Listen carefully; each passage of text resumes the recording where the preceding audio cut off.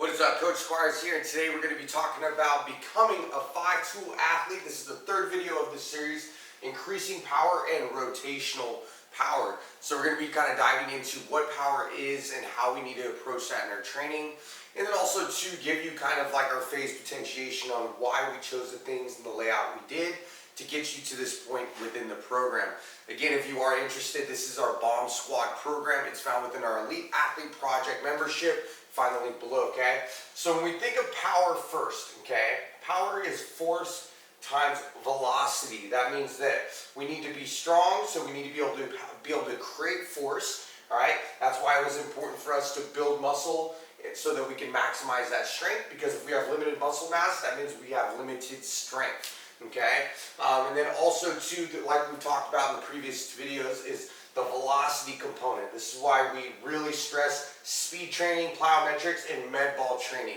Okay, swinging a bat is an expression of velocity. It is power, but it is more on the velocity side of the spectrum. Okay, when it comes to baseball, softball, basically most of the things you do have to do with this side of the spectrum, but we do need that force component, right? Okay, or else we're not going to be powerful. So we need both, all right?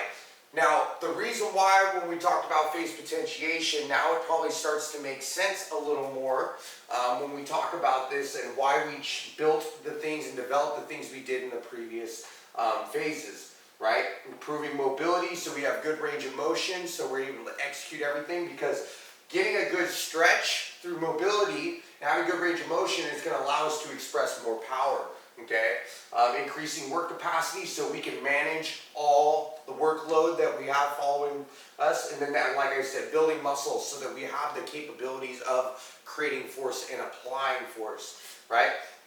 And then last phase, we started, again, improving our rotational strength, so we started incorporating more med ball rotational work with cables, med ball work, improved our acceleration, so we took the lowest hanging fruit and we focused on developing some speed qualities, also technique work there, and then we really hyper focus on maximizing that strength, because we know that if we hyper focus and really go at heavy lifting, there's a good chance we may slow down for a bit, so we don't want to affect our play, right? That's why we want to do this typically out of season.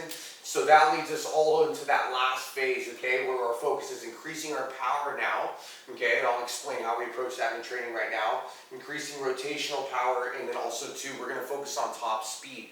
So one of the things here, whenever we are focusing on different attributes, is we want to match expressions, right? So like the last and previous phase, we focused on increasing strength and acceleration together, because acceleration is very muscular driven, and obviously building strength is about muscles, right? Improving muscular function, okay? Now when it comes to power, this is more an expression of elastic strength, okay? So not necessarily how much force you can apply, but how fast you can apply, and in certain cases, like rotational power, how fast can we redirect that force, right? So some key points when training power, okay, and trying to get more powerful, okay? So when we're training power, we need to use lighter loads, okay?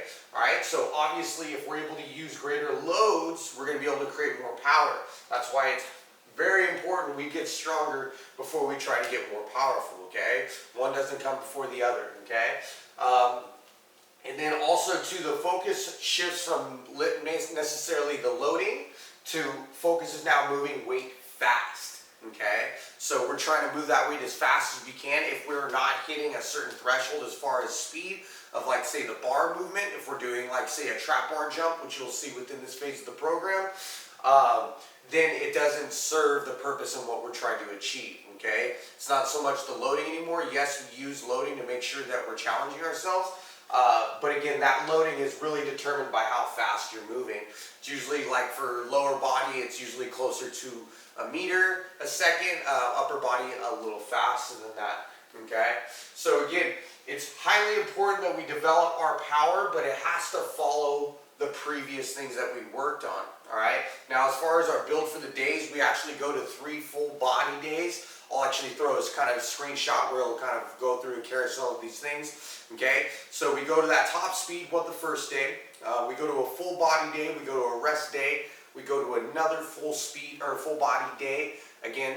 And if you'll notice too, within these full body days, we're using these contrast sets. So that's matching a strength movement with a more velocity and power-based movement, okay? Now, one thing to recognize with all the things that we're doing in here, and then we finish with an agility and acceleration day.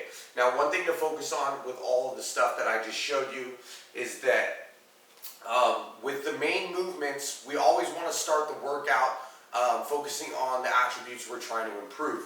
Okay, so if I'm trying to increase my power and my rotational power here, right, I need to focus on using lighter loads for that first set and going fast. Unlike this phase here, phase 2, right, where we're improving maximal strength, those first 1 to 2 exercises that we're doing, we're focusing on lifting as heavy as weight as possible. Okay, if we're doing power, we got to focus on what we're moving and how fast we're moving it, right? Okay, so those are some key tips if you are trying to increase rotational power and strength. Okay, this is again our 3rd video of the series. We're going to have one more. If you want to check out the Bomb Squat program, go check out our Elite Athlete Project membership. It's got all our programs in there. It's just one low monthly fee and you get access to literally everything.